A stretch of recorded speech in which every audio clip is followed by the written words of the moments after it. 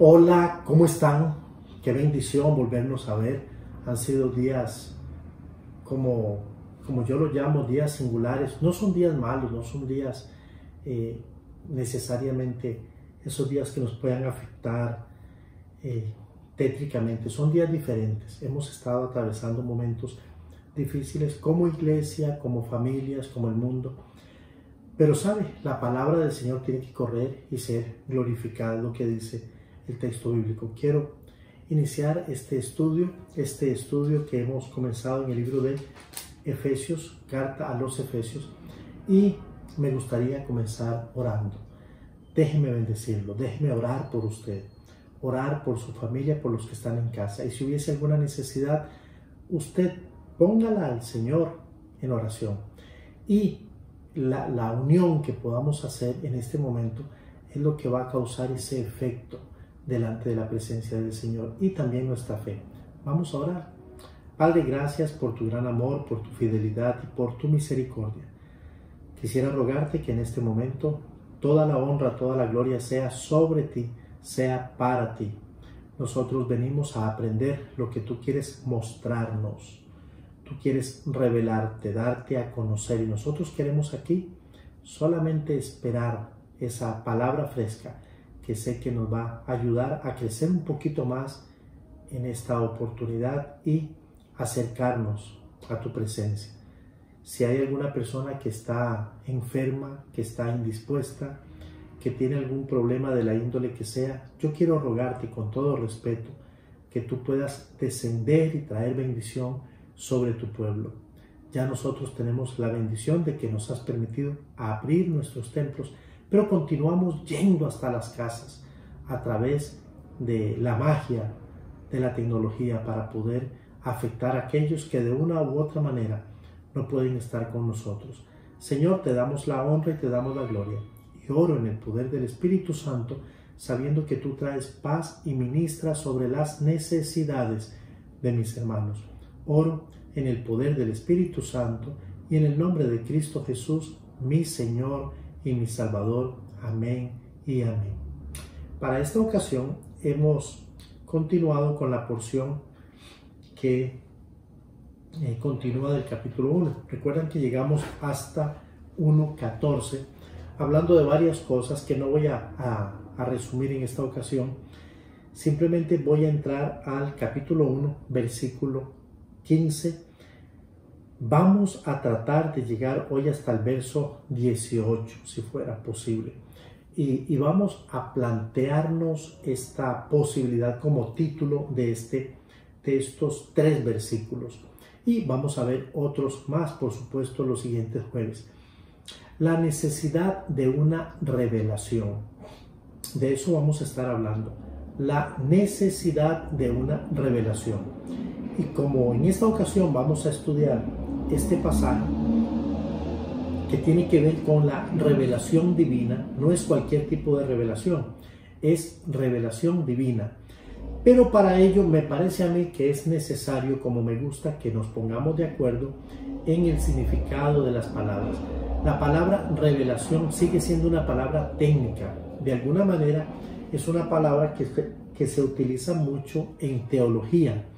Y no todas las personas tienen que conocer los tecnicismos de las diferentes especialidades o ciencias. Así que yo deseo mostrarle bíblicamente que Dios se ha permitido revelarse a través de múltiples maneras, pero de una forma muy particular, y tal vez de la forma más clásica. Existen 2 posibilidades en las que Dios se ha revelado. La primera se conoce como una revelación general y la segunda como una revelación específica. La revelación general, por supuesto, es mucho más incluyente, y la revelación específica es mucho más dirigida y, si usted lo permite, más hacia la iglesia, hacia una familia, hacia una persona. Pero seguir hablando de revelación y no explicar lo que esta palabra significa, por lo menos para aquellos que tienen menos posibilidad de estar cerca del texto bíblico o que nos están escuchando recientemente, yo quiero explicar lo que esta palabra significa. La palabra revelar puede significar muchas cosas, pero una de las cosas que significa, y a mí me gusta mucho esta significación de la palabra o esta forma de describirse la palabra revelar, es aquella que nos habla de revelar como correr el velo para descubrir algo que es desconocido. Piense por favor en una obra de teatro, piense en el telón. El telón no es otra cosa más sino una cortina. Esa cortina puede ser corrida de un lado a otro o puede ser abierta por el medio de una manera simultánea. Entonces descubre lo que está del otro lado.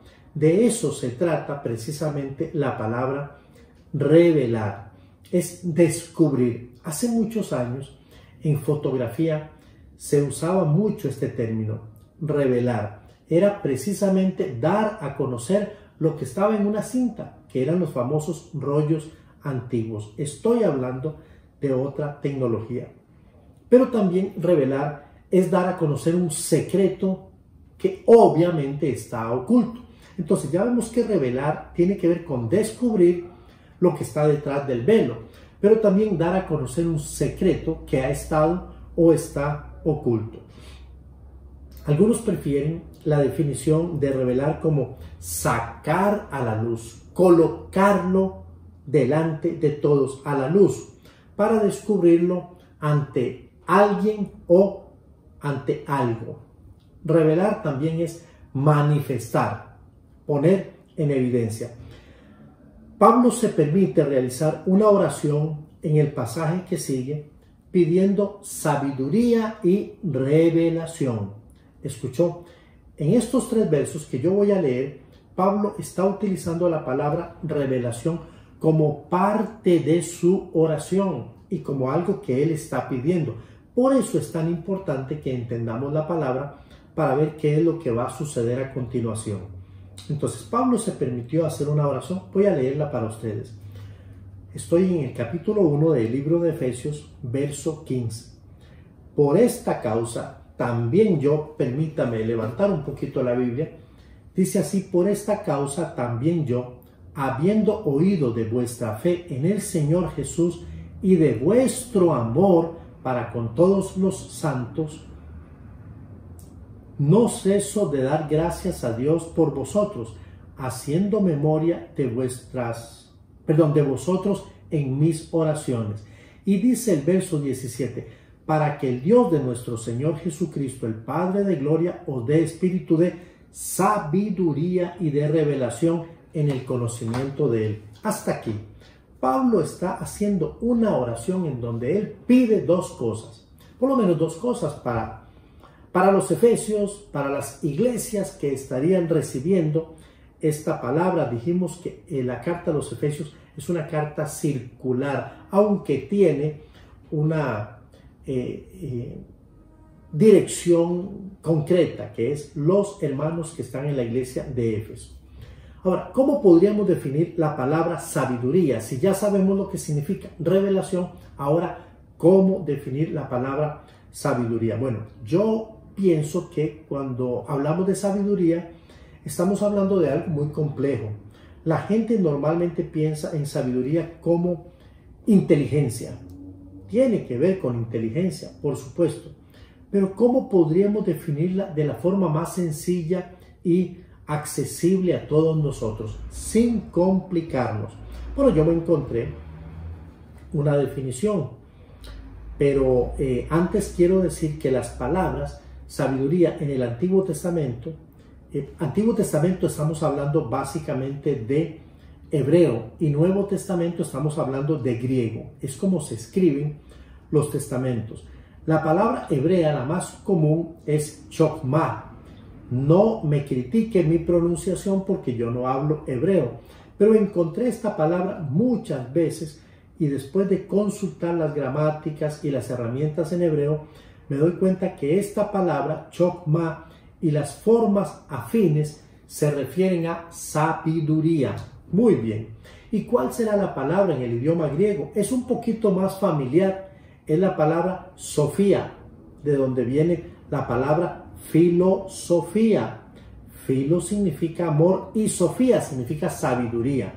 Entonces, filosofía es amor a la sabiduría. Estamos aprendiendo en esta hermosa ocasión. Disculpen.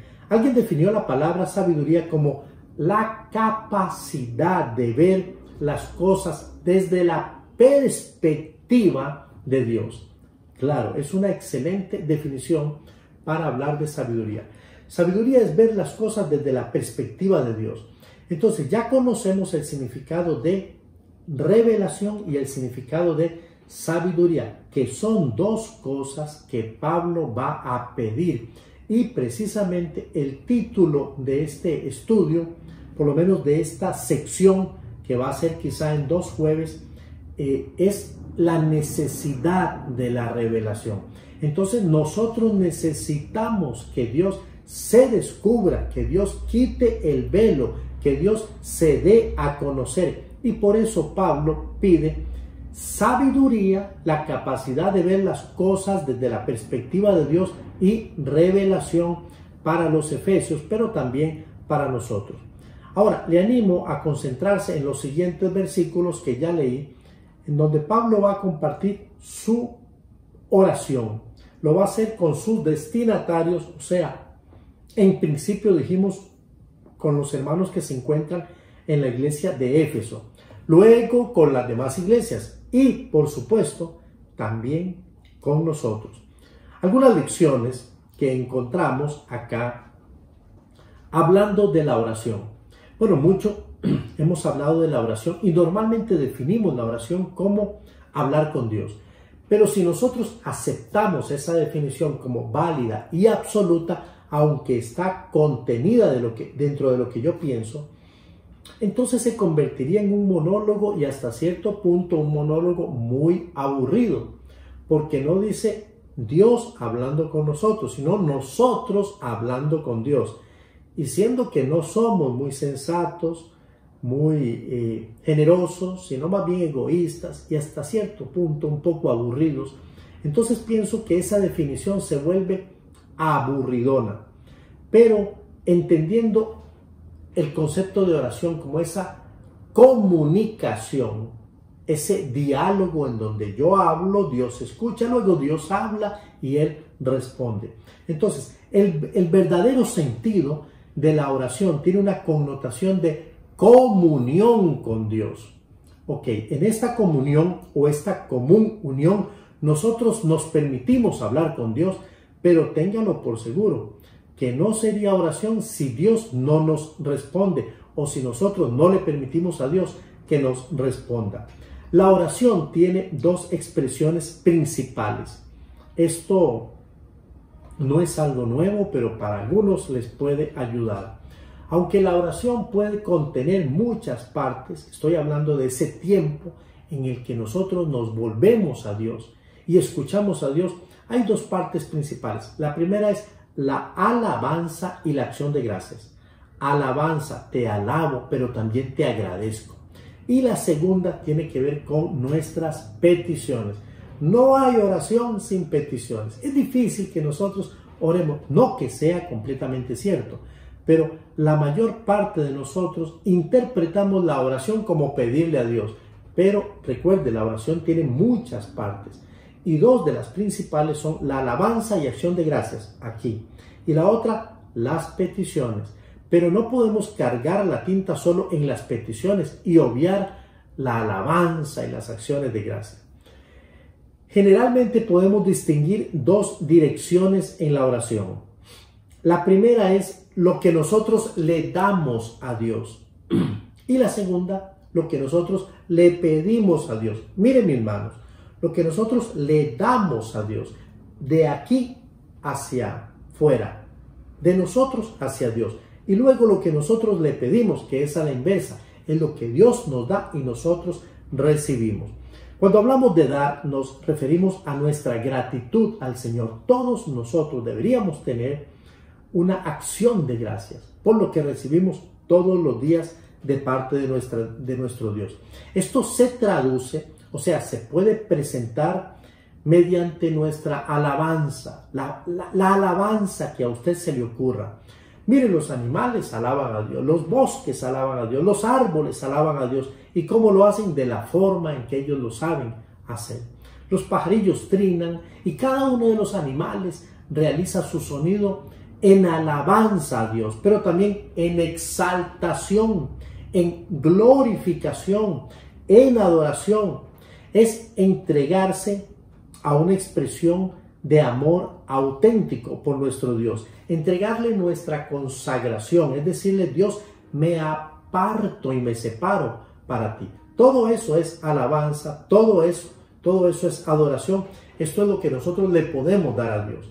Usted puede darle a Dios cosas lindas que salen de su corazón, como por ejemplo esas expresiones de gratitud. Dios, te alabo por la vida, comida, por el aire, por la familia. Te alabo porque estoy aquí.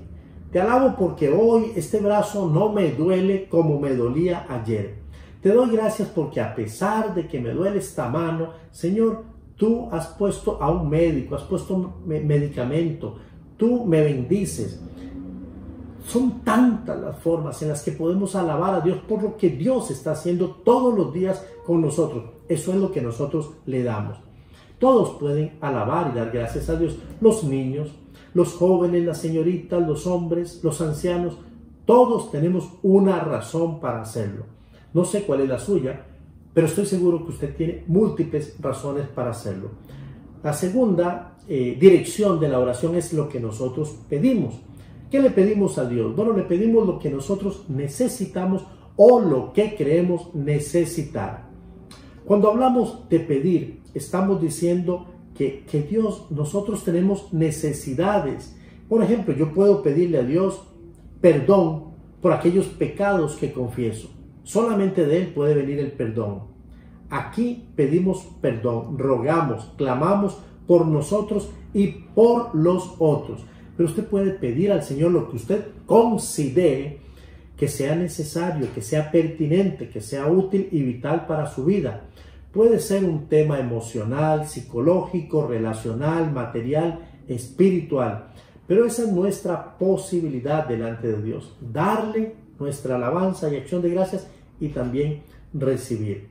Ok, acá Pablo se permite dar, o sea, entregar una acción de gracias. Y el apóstol agradece a los hermanos de Éfeso.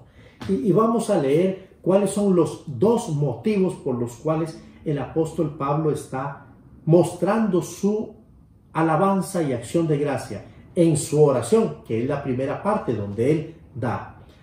Por esta causa, yo, habiendo oído de vuestra fe en el Señor Jesús y de vuestro amor para con todos los santos. Escuchó, hay dos acciones aquí que Pablo está enfatizando en el momento en que él da. Y él dice, bueno, yo quiero dar una entrega de acción de gracias. Primero, dice, por vuestra fe en el Señor Jesús. Y segundo, por vuestro amor para con todos los santos. Por esto, dice Pablo, no ceso de dar gracias. Estos dos argumentos que Pablo señala, si usted los analiza, como tuve la oportunidad de analizarlos antes de estar frente a ustedes, son dos elementos básicos y fundamentales, son vitales y son esenciales para la vida cristiana. El primero es fe. Él dice, he oído de vuestra fe en el Señor Jesús. Y el segundo es el amor, y de vuestro amor para con todos los santos. Me llamó poderosamente la atención porque estas palabras están acompañadas.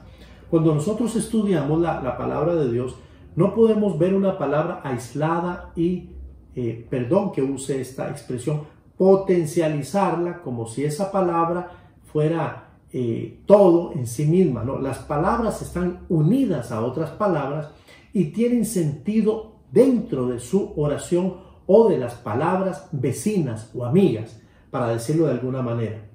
Por esta causa yo también, o también yo, habiendo oído, vamos a ver qué fue lo que escuchó Pablo. ¿Qué es lo que ha oído Pablo? Y le aseguro, esto no es bochinche, esto no es murmuración, no son rumores. Lo que Pablo ha oído es verdad. ¿Y qué ha oído Pablo? Pablo ha oído de vuestra fe, de la fe de ellos, pero mire que está acompañada por dos palabras interesantes. Por vuestra fe en Él. Recuerda que lo he enfatizado. Estas palabras en Él se van a repetir muchas veces en la carta a los Efesios. En el Señor Jesús. Entonces, la fe a la que está refiriéndose Pablo no es cualquier fe, no es la fe en donde yo digo, bueno, yo tengo fe en que me voy a pegar un pedacito de lotería. No, eso es azar. Yo tengo fe en que van a llegar y me van a traer pan. Bueno, a veces pasa. Algunos decían cuando el gato se estaba lavando la cara que había que voltear un vaso para que la persona que iba a venir trajera algo. No, no es ese tipo de fe, ¿sabe? Es necesario notar que la fe que Pablo habla es una fe que está puesta en Él. Pero ¿quién es Él? Porque la preposición en significa sobre o dentro. Entonces, la fe dentro o sobre o dentro. ¿De quién? De el Señor Jesús. La palabra Señor significa se deriva o se traduce de la palabra griega Kyrios. O sea, uno que tiene poder y dominio absoluto y total sobre otro. Existía un señor porque existía un esclavo. El esclavo llamaba a su amo señor. Entonces el esclavo es aquel que sirve a uno que tiene absoluto control, dominio, poder, potestad sobre él. El esclavo ha entregado su voluntad, ya no tiene voluntad propia. Entonces Pablo dice, de vuestra fe en el Señor. Ahora ustedes son esclavos del Señor. Han entregado, puesto que le llaman Señor a Jesús, su voluntad. Esto es sumamente profundo y es muy interesante. Entonces, Pablo está hablando de una fe en el Señor, pero también luego dice del amor para con todos. Se refiere a los hermanos de Éfeso, pero está hablando de todos los hermanos de Éfeso, todos los que están en la iglesia. He estado pensando en este verso y voy a estar conversando de él en la próxima intervención, que es Primera de Juan capítulo 13, versos 34 y 35. Dice así Juan 13, 34 y 35. Hablando Jesús, aunque el que escribe es Juan, dice, un mandamiento nuevo os doy. Un mandamiento nuevo os doy. Que os améis unos a otros. Parece que eso no es nuevo. Parece que en mis años de leer la palabra lo he escuchado otras veces y quizá muchas veces desde el Antiguo Testamento. Pero qué interesante, dice, un mandamiento nuevo os doy, que os améis unos a otros. Y es un mandamiento nuevo, ya eso lo hemos escuchado. Como yo os he amado, eso es lo nuevo de este mandamiento. Que también os améis unos a otros. En esto conoceráis que son mis discípulos, si tuvierais amor los unos por los otros. Aquí hay un mensaje, hay un sermón que lo vamos a desarrollar después, no hoy. Pero si realmente Cristo es nuestro Señor, entonces este mandato que nos está dando, ¿qué deberíamos hacer si Jesús es el Señor? Bueno, si Jesús realmente es el Señor, usted y yo no tenemos otra opción. La única opción que tenemos es sencillamente obedecer, porque nosotros ya entregamos nuestra voluntad. Ahora somos esclavos y hemos entregado nuestra voluntad porque Él nos amó primero a nuestro Señor y Salvador. Entonces debemos simple y llanamente obedecerlo. amar a todos los santos. Pero esta también es una evidencia de que una persona ha pasado de muerte a vida. Sumamente interesante. Primera de Juan 3, 14 y 18. Nosotros sabemos que hemos pasado de muerte a vida en que amamos a los hermanos. ¿Escuchó? O sea, la evidencia, ¿cómo usted puede darse cuenta? Bueno, ¿cómo saber si ya yo nací de nuevo? ¿Cómo saber si yo realmente he sido salvo? Y si es una dama, si he sido salva. ¿Cómo darme cuenta de que realmente he sido salvado y que Jesús es mi Señor? Nosotros sabemos que hemos pasado de muerte a vida en que amamos a los hermanos. El que no ama a su hermano, dice Primera de Juan 3:14, permanece en muerte. El que no ama, permanece en muerte. Todo aquel que aborrece a su hermano es homicida. Estas son palabras fuertes. ¿Por qué? Porque el contrario, para Juan, el contrario de amar es aborrecer. Entonces, todo aquel que no ama, o sea, que aborrece a su hermano, es considerado homicida. Uno que mata al otro. Y sabéis que ningún homicida tiene vida eterna permanentemente en él. Otra vez la frase en él. Pero ¿qué está diciendo ahora de en él?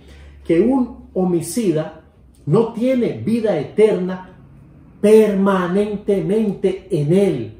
Eso es muy penoso.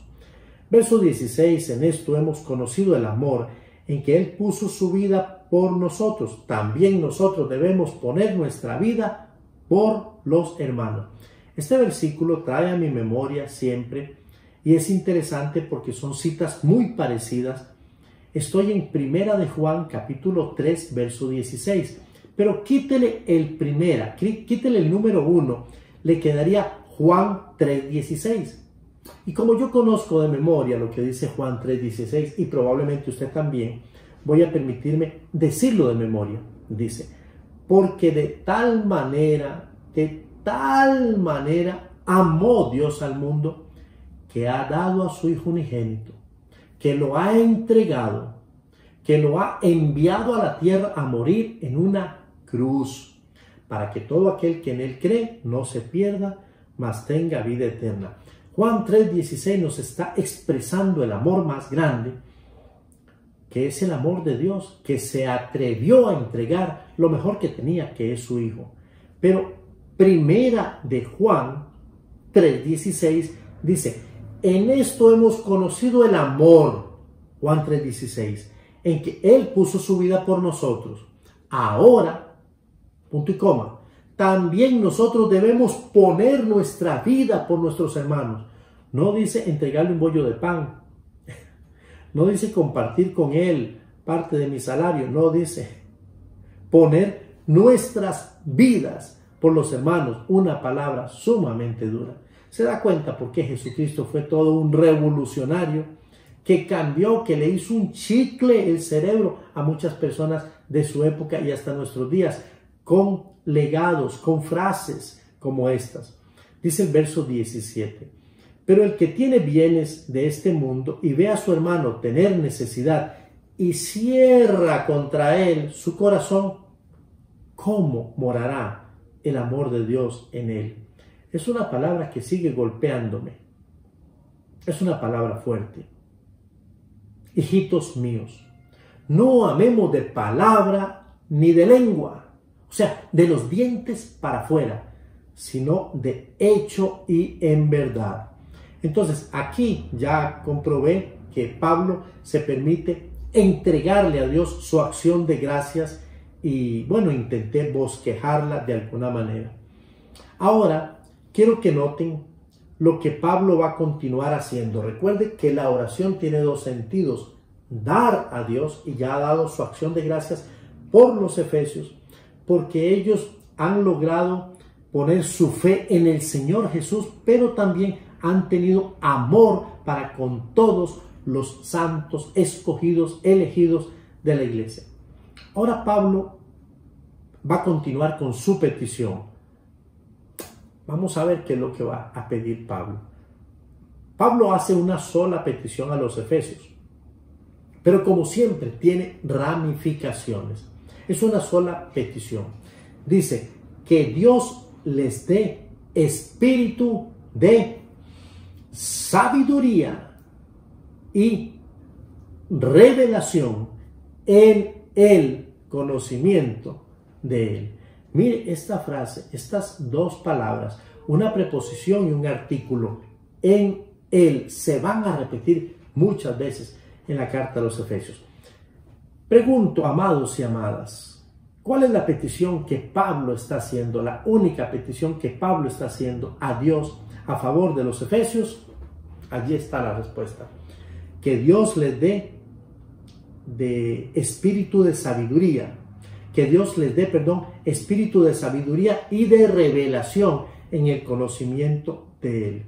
Ok, vamos entonces a entender por qué o para qué. Primero, para que los ojos espirituales sean alumbrados. Eso es lo que a Pablo le interesa. Verso 18, alumbrando los ojos de vuestro entendimiento. Lo primero que Pablo quiere es que los ojos espirituales sean alumbrados. El propósito de esta petición es que los efesios conozcan plenamente a Dios y sepan, no solamente conocerlo, sino que sepan lo que Dios ya les ha dado. Recuerden, venimos hablando de revelación, descubrirse. Toda revelación comprende por lo menos dos aspectos. El aspecto subjetivo, y quiero explicar cuando hablo de subjetivo, el aspecto subjetivo es el que nos permite a nosotros ver lo que nosotros queremos ver o entender desde nuestra perspectiva o cosmovisión. Por ejemplo, yo tengo mi punto de vista en relación a aquello que está allá, pero cualquiera de ustedes puede tomar mi lugar y ver hacia allá y decir, yo lo veo así, y quizás sea muy diferente a como yo lo veo, porque es su punto de vista o es mi punto de vista. Eso se llama subjetividad. Algunos, cuando ven el vaso con el agua a la mitad, dicen, está medio lleno, y es verdad. Y otros dicen, está medio vacío, y también es verdad. Pero esa es nuestra subjetividad, punto de vista. Es la forma en que yo percibo las cosas, y muchas veces las percibo porque así fui formado, es en mi entorno. No puede ver tal vez la figura de un padre de la misma manera el huérfano que el que ha tenido papá toda su vida. No podremos ver a un padre, por ejemplo, una persona que ha tenido un padre alcohólico a otro que ha tenido un padre sano, un padre que no ha sido alcohólico. No podríamos ver de la misma manera a una madre que ha sido una madre presente o a una madre que ha sido ausente. Las dos personas que han tenido sus experiencias tendrán una perspectiva del concepto de mamá o de papá muy diferente. Entonces, cuando hablamos de revelación, la revelación que Dios nos va a mostrar tiene dos aspectos. El primero es subjetivo, cómo las personas reciben, por ejemplo, dentro del concepto de revelación, la lluvia. Algunos dicen, ¡qué pereza! Nos estamos mojando. Y otros vuelven al cielo y dicen, gloria a Dios por el agua que tú permites que descienda para que la vida, para que los sembradíos, para que todo pueda gestarse como tiene que ser. Perspectivas. El otro aspecto es el aspecto objetivo. Entonces, la revelación se puede recibir subjetivamente o se puede recibir objetivamente. Esta parte es la que nos comunica la palabra de Dios y es nuestra responsabilidad cuando nosotros escuchamos la revelación específica que viene de la palabra de Dios, que fue lo que Dios quería que nosotros conociéramos como personas, como parejas, como jóvenes, como señoritas, como matrimonios, como jefes, como subalternos, como profesionales, aquí hay palabra para todos nosotros. Esa palabra es la palabra que nos comunica Dios de una manera directa a nosotros en el área o el rol que desempeñemos. ¿Y cuál es nuestra responsabilidad ante esta revelación? Oírla, leerla, estudiarla, profundizar en ella, creer que esta palabra es palabra de Dios, revelación de Dios, y obedecerla, porque esta es una verdad objetiva. Lo que no debemos dejar por fuera es que para alcanzar la comprensión de esta palabra objetiva, nosotros necesitamos de la revelación, o sea, para aceptar y hacer esta palabra revelada como una revelación específica, nosotros necesitamos la iluminación del Espíritu Santo de Dios. Nadie, por más teólogo, por más cartones que tenga, por más estudios, historiador, geólogo, filólogo, filósofo, estudiante de lo que usted quiera, no podrá entender, no podrá comprender la revelación de parte de Dios si no cuenta con la iluminación del Espíritu Santo. Cuando nosotros recibimos la palabra de Dios con fe, con mansedumbre y con humildad, el Espíritu Santo opera desde nuestro interior, porque recuerde que el Espíritu Santo es Dios que ahora mora en nosotros, porque Jesús dijo: no os dejaré huérfanos, yo me voy, pero os enviaré al Consolador, el Espíritu de verdad, el Espíritu Santo, que es Dios mismo. Y Él viene para provocar internamente que nuestros ojos sean alumbrados en el entendimiento de la palabra de Dios. Mire que el texto aquí en el versículo 8, voy a permitirme llegar hasta el 18. Por esta causa yo también, habiendo oído de vuestra fe en el Señor y de vuestro amor para con todos los santos, los dos argumentos, motivaciones que tiene Pablo para entregar su acción de gracias a Dios. No ceso de dar gracias por vosotros, haciendo memoria de vosotros en mis oraciones, para que el Dios de nuestro Señor Jesucristo, el Padre de gloria, os dé espíritu de sabiduría y de revelación en el conocimiento de Él. Pablo dijo: pero cuántas cosas eran para mi ganancia. Lo dijo a los Filipenses, capítulo 3. Dice: cuántas cosas eran para mi ganancia. Las he estimado como pérdida por amor de Cristo. Y ciertamente aún estimo todas las cosas como pérdida por la excelencia del conocimiento de Cristo Jesús, mi Señor, por amor del cual lo he perdido todo y lo tengo por basura para ganar a Cristo.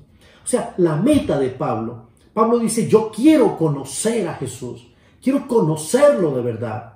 ¿Se ha puesto usted esa meta? Es una meta interesantísima. No hay ninguna superación académica que pueda estar por encima de conocer a Jesús. Él es todo, Él lo llena todo. Ahora Pablo dice: no solamente quiero conocerlo, sino quiero que ustedes lo conozcan. Y por eso ustedes necesitan espíritu de sabiduría y espíritu de revelación. Solamente así lo van a poder conocer. Y dice el verso 18: alumbrando los ojos de vuestro entendimiento. Hasta ahí voy a parar. Alumbrando los ojos de vuestro entendimiento. Me fui al Nuevo Testamento en griego y me encontré que en griego dice diferente. En griego cambia una palabra de una manera muy interesante. En el Nuevo Testamento griego dice literalmente: alumbrando los ojos de vuestro corazón. No dice alumbrando los ojos de vuestro entendimiento, que sería mente. No, está hablando de la palabra corazón.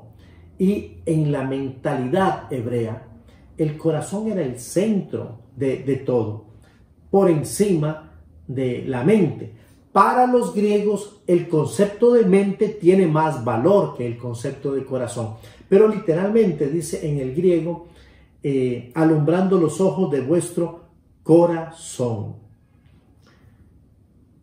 Vamos a concluir por esta ocasión y quiero decirles que pienso yo que esta debería ser también nuestra petición al Señor. Igual, que cada vez que nosotros leamos la Biblia, puede ser hoy, puede ser mañana, cuando usted tenga la oportunidad, que Dios le dé a usted también un espíritu de sabiduría. Un joven me decía en estos días: pastor, yo quiero aprender a estudiar la Biblia. ¿Sabe? Les he visto a muchos de ustedes, amados y amadas, les he visto afanados, les he visto queriendo trabajar precisamente por estudiar la Biblia. Pero quizás estamos fallando en métodos, estamos tomando mucho del internet, mucho de estudio. No estoy diciendo que esté mal, estoy diciendo que quizás no nos estamos enfocando de verdad antes de estudiar la Biblia. Algunos métodos son importantes: hacer preguntas, hacer mapas, dividir el pasaje, ver los contextos, buscar a alguien que nos ayude y nos enseñe a cómo hacerlo bien. Si yo quisiera aprender a cocinar, yo buscaría a alguien que me ayude, que me enseñe. Mire, picar la cebolla es un arte. Sofreír, amarinar las carnes es un arte. Y aquellos que saben lo hacen bien y nos ayudan para que nosotros podamos crecer. Se necesita un poquito de humildad.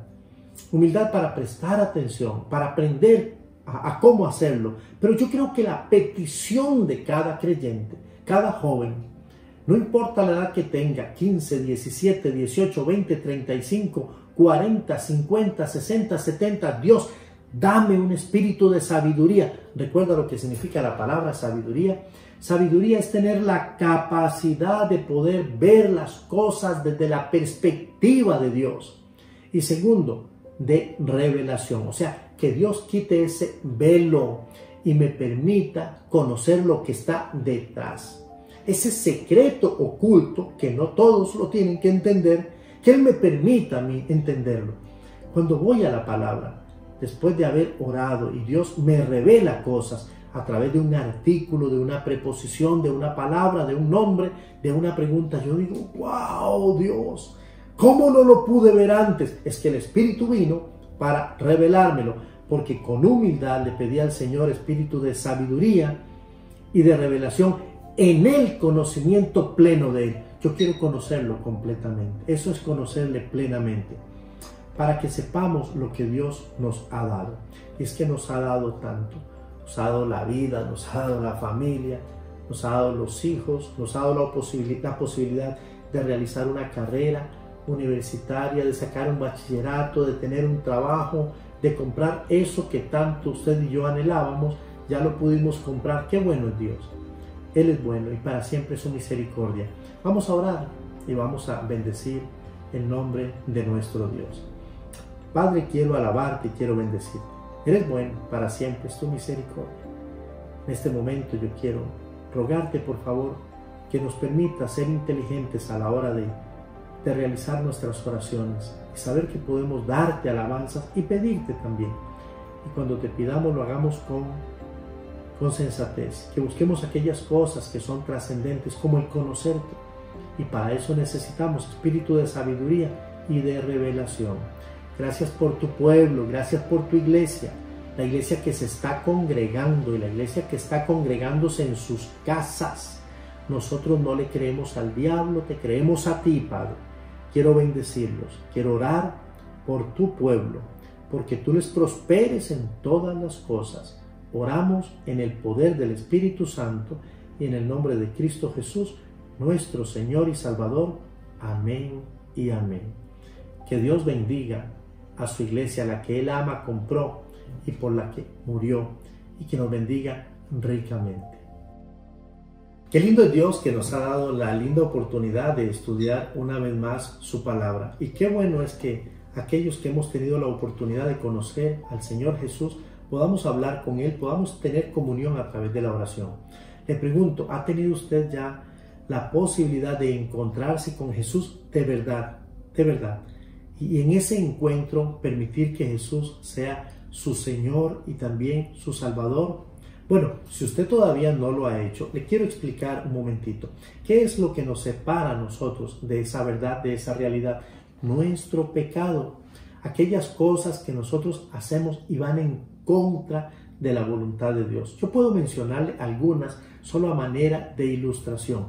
Por ejemplo, pecar es cuando nosotros amenazamos a Dios y le decimos a Dios, no te metas conmigo, no te metas en mis asuntos. Y tal vez no lo hacemos tan feo, pero aunque de una forma inconsciente nosotros le quitemos a Dios la oportunidad de inmiscuirse en nuestros asuntos, estamos diciéndole a Dios que Él no nos importa. Pecar también es cuando nosotros usamos lenguaje, palabras que son vulgares, que son sucias. Eso ofende a Dios. Cuando nosotros no amamos a nuestro prójimo, cuando nosotros sentimos rivalidad, enojo, odio, rabia, falta de perdón, pero también las borracheras, las orgías, todos los pecados sexuales, robar, por ejemplo, matar, todo esto es pecado. Hay muchas cosas que nosotros hacemos que son pecado y esas cosas nos alejan de Dios. Entonces necesitamos por eso a un Salvador.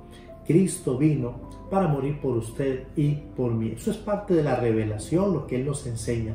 Yo lo aprendí hace muchos años y cuando a mí me contaron que el Señor me amaba tanto, tanto, tanto y que Él quería darme vida eterna para que cuando ya yo no esté en este mundo pueda pasar una eternidad con Él, yo dije, yo quiero eso para mí.